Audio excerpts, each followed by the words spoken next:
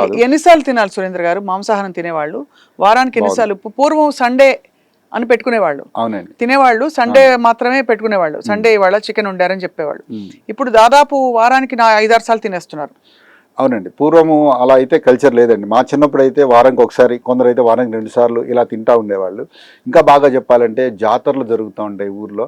జాతర అప్పుడు అది తింటూ ఉండేవాళ్ళు. కంపల్సరీ రోజు తినడం అనేది ఎప్పుడు లేదు.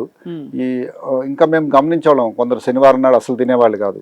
ఇప్పుడు శని ఆదివారం లేదు, ఎప్పుడు లేదు, రాత్రి లేదు, పగలు లేదు, అవైలబిలిటీ పెరగడం వల్ల ఎస్పెషల్ ఇప్పుడు టీనేజర్స్ కావచ్చు, వాళ్ళకి తెలియకపోవడం వల్ల, చెప్పేవాళ్ళు లేకపోవడం వల్ల, లేకపోతే పెద్దలు వాళ్ళకి ఇచ్చిన ఫ్రీడమ్ కావచ్చు, అన్ఈవెన్ టైమింగ్స్లో తీసుకోవడం, ఇదంతా పెరిగిపోయింది.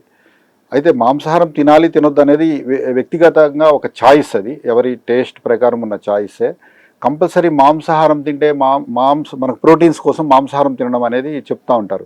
అయితే మాంసాహారం తింటేనే మాంసకృతులు అందుతాయి అనేది అపోహ మాత్రమే. మాంసం అంతా తయారయ్యేది, ప్రోటీన్స్ తయారయ్యేది, బిల్డింగ్ బ్లాక్స్ అమైనో యాసిడ్స్ ఉంటాయి. ఈ అమైనో యాసిడ్స్ అనేవి ఆకుకూరల్లో ఉన్నాయి మనకి.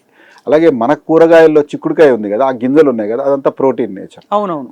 అట్లా మనం తీసుకునే కందిపప్పు కావచ్చు, పెసరపప్పు కావచ్చు, లేకపోతే వాటిని మొలకట్టి తీసుకుని ఎన్ని ప్రోటీన్స్ ఉన్నాయి.